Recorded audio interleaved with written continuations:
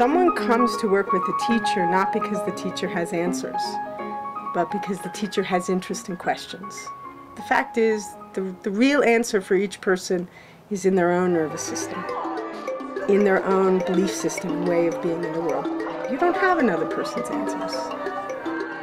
But if you've been thinking about the work for a while, you might have questions they haven't thought of. My wish is to be present inside of the movement.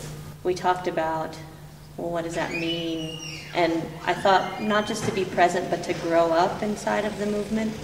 And so Bruce asked me what was different between, I realized that maybe part of the reason that I wasn't fully there was because I remember when I first started performing and I first loved it and I held on to that feeling so hard that I stayed at that age. What age is that? It's 15 to 23, somewhere in there, inside of the movement. And I thought that I have to just keep getting back to that age to get that feeling. Down came the rain and washed the spider out. In the sun and dried out all the rain. So Bruce asked me, what's the difference between you now and you? What do I know at 33 that I didn't know at 15? And I thought, well, I know how to be still. I didn't know before. So that movement's a choice. I know that dancing isn't really that important, but I like it, so I choose it. And I know that I'm bigger. I have a bigger, it's like if I started with the violin and now all of a sudden I'm a cello player. To rewind and do the same movement, and to rewind and do the same movement and try and have a little more of myself each time. So I kind of redid a couple of things and I thought, okay, that's what that's like the old way, I guess. At 15. Oh, that's what that's like. Okay, now I can go on to the next piece. I mean, not just the teachers go to the student, or students go to teachers, but both of us really come to the middle to meet, to the center to meet. And I think that's what I call trust.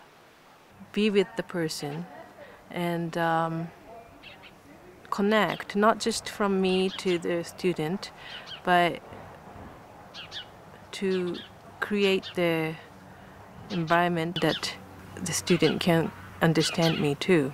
So it's a contact in a different level and be with the other person truly. And going this way and going that way. Like an outline. Ding. Yeah, outline, contours.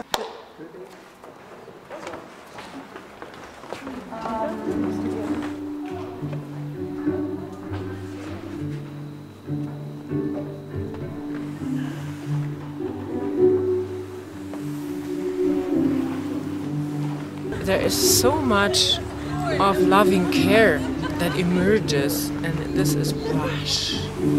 Yes, and your heart is spilling over and over and over.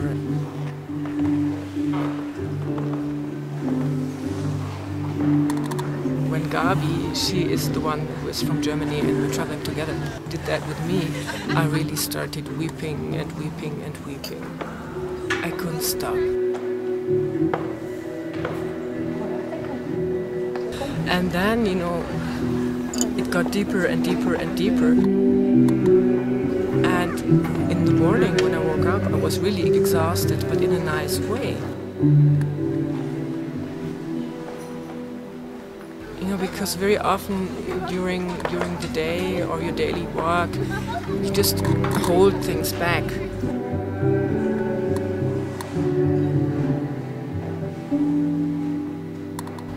I had time just to let all this sink down, and it's really, it's like it has a cleansing, purifying effect, and it washes out a lot of things out of you. You take the brakes off. You're not holding anything back at the moment. You don't keep a funny face, to take this as a metaphor. a face which is accepted in public, you know. And you just let go. I just am what I am. And for me, it has to be incredibly user-friendly. To add another thing to my to-do list is unrealistic. So for me, the work has to be how I am, not something I need to do. Move any way you want. Now turn your hands on and try to hula. Hands on, the tension in your hands. We're exploring the work from the perspective of what does it mean to be alive, not how do you efficiently use your head on top of your spine. They're really different questions. They're related, but they're really fundamentally different. Really the piece that we've taken on as our window, our edge of Alexander World, is how do you apply it directly to the way people live? Do anything at all. How they think, how they live, just their quality of being alive.